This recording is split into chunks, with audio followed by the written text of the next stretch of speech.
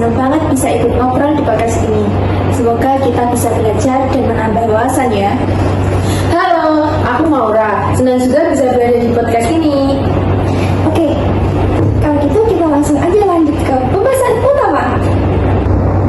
Oke, yang pertama, pada masa demokrasi liberal, Indonesia itu pernah menerapkan sistem parlemen.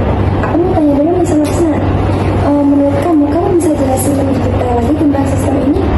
Oke, jadi dalam sistem parlementer, kekuasaan pemerintah ada di tangan kabinet yang dipimpin oleh Perdana Menteri.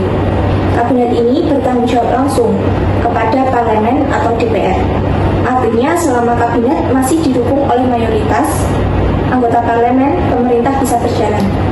Secara teori, sistem ini demokratis karena pemerintah diawasi langsung oleh wakil rakyat. Oke, aku mau tanya kamu aja nih. Menurut kamu di prakteknya sistem ini justru membuat kabinet itu gampang banget jatuh ya? Iya, benar banget. Masalahnya, waktu itu jumlah partai politik di Indonesia sangat banyak. Setiap partai punya kepentingan dan agenda masing-masing. Kalau kepentingannya nggak terpenuhi, dukungan untuk kabinet bisa langsung ditarik. Oh, jadi akibatnya kabinet itu sering berganti? Betul.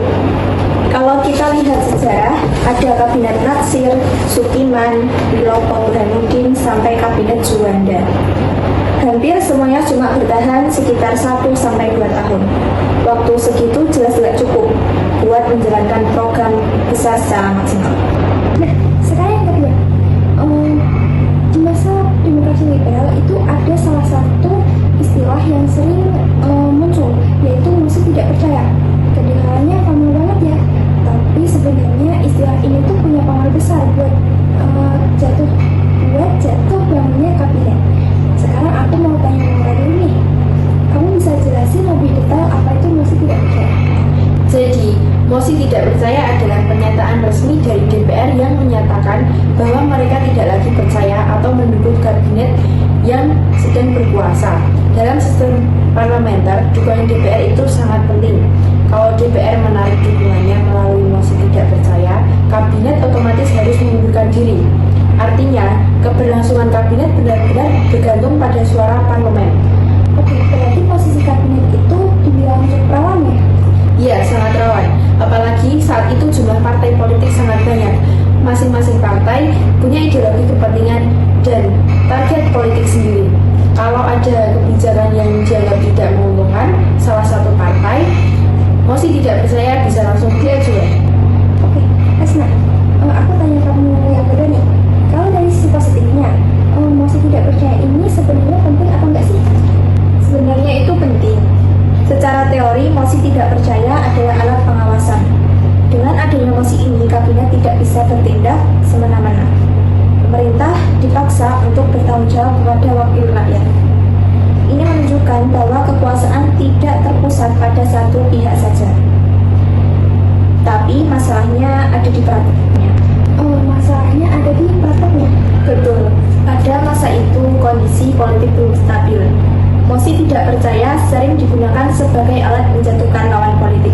Bukan karena kabinet gagal bekerja, tapi karena perbedaan perbedaan kepentingan antar partai.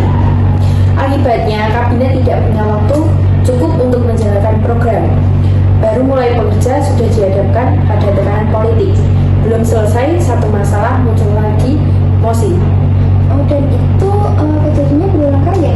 Iya, makanya dalam kurun waktu singkat, Indonesia mengalami pergantian kabinet berkali-kali. Situasi ini bikin pemerintah jadi tidak fokus.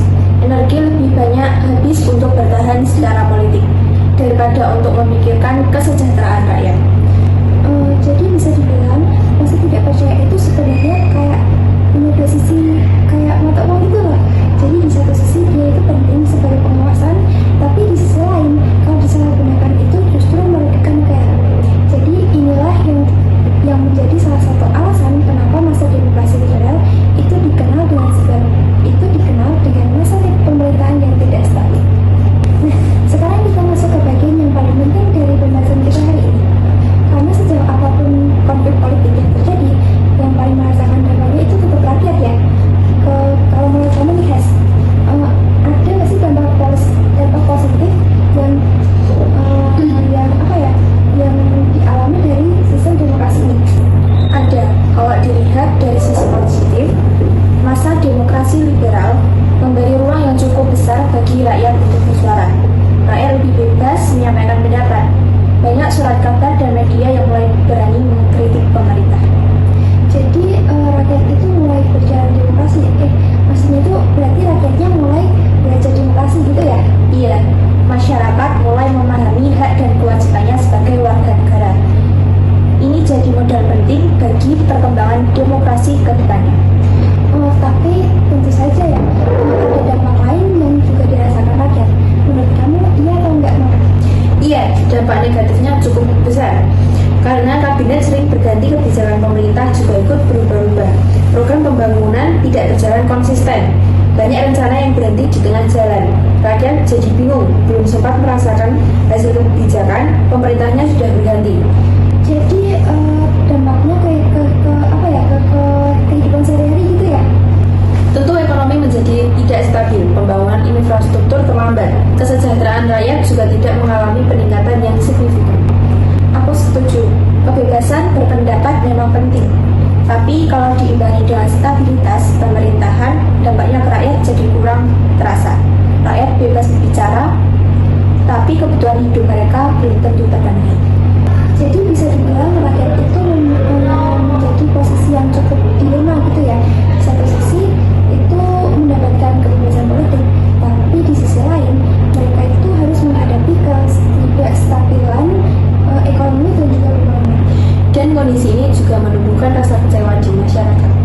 Rakyat mulai kehilangan kepercayaan terhadap pemerintah dan partai politik.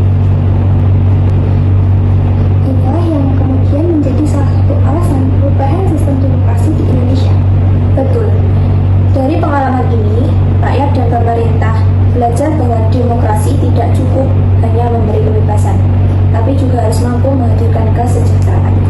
Jadi dampak demokrasi liberal bagi rakyat itu sangat kompleks gitu ya menurut kalian? Iya,